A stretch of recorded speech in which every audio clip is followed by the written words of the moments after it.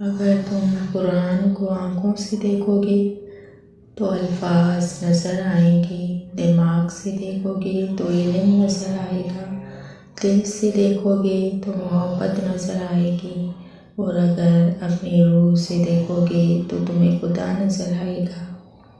زندگی نہ آسان تھی، نہ ہے اور نہ ہوگی۔ تو بہادر بنے، رب پر توکل رکھے اور مسکرایا بھی کرے۔ اچھے لوگ ہیرے کی طرح ہوتے ہیں، انہیں ٹھوکر مارو گے تو وہ ٹوٹیں گے نہیں، لیکن پھسل کر تمہاری زندگی اور پہنچ سے دور چلے جائیں گے۔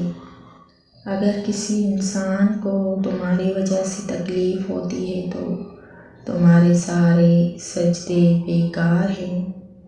اپنی اولاد کے لیے سہولیات زندگی سے زیادہ تربیت کی فکر کرو۔ پرندے اپنے بچوں کو پرواز سکھاتے ہیں، گھونسلے بنا کر نہیں دیتے۔ خلوص بانٹتے بانٹتے جب خالی ہو جاؤ تب سمجھ آتا ہے کہ رشتے یک طرفہ بھی ہو سکتے ہیں۔ جو تکلیف تم خود برداشت نہیں کر سکتے وہ کسی دوسرے کو بھی نہ دو۔ جب بھی کوئی معافی مانگے تو اسے صرف اس امید پر معاف کرو کہ میرا رب بھی مجھے قیامت کے روز اسی طرح معاف فرمائے گا۔ ایمانداری ایک مہنگا شوق ہے جو ہر کسی کے بس کی بات نہیں۔ بے معنی الفاظ کی ادائیگی سے بے معنی خاموشی لاکھ درجہ بہتر ہے۔ بازار میں سب کچھ ملتا ہے مگر ماں باپ کا پیار نہیں۔ یا اللہ ہمارے گھروں میں سکون و برکت عطا فرما اور ہم سب کو ناگہانی آفات سے محفوظ رکھنا، آمین۔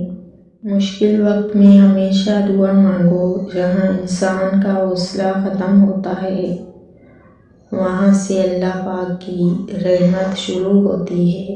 اخلاق وہ موتی ہے جس کی کوئی قیمت نہیں ہوتی مگر اس سے ہر چیز خریدی جا سکتی ہے۔ زندگی اجاڑنے والوں کو لگتا ہے ان کا حساب نہیں ہوگا۔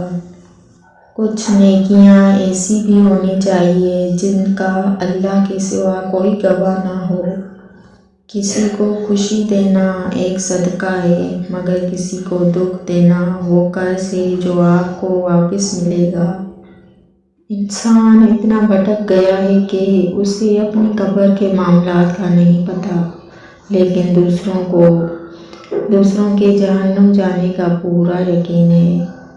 جو دکھ تمہیں خدا کے قریب کرتے وہ کوئی دکھ نہیں بلکہ ایک نعمت ہے۔ جو اپنا معاملہ اپنے اللہ تعالیٰ پر چھوڑ دیتے ہیں اللہ تعالیٰ ان کو کبھی بے سہارا نہیں چھوڑتا۔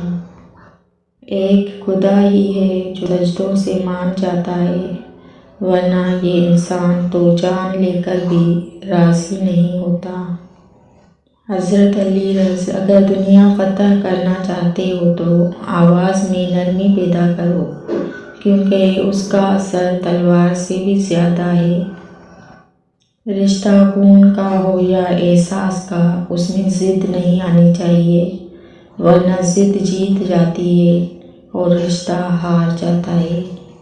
نفرتوں کے شہر میں چالاکیوں کے ڈیرے ہیں، یہاں وہ لوگ رہتے ہیں جو تیرے منہ پر تیرے اور میرے منہ پر میرے ہیں۔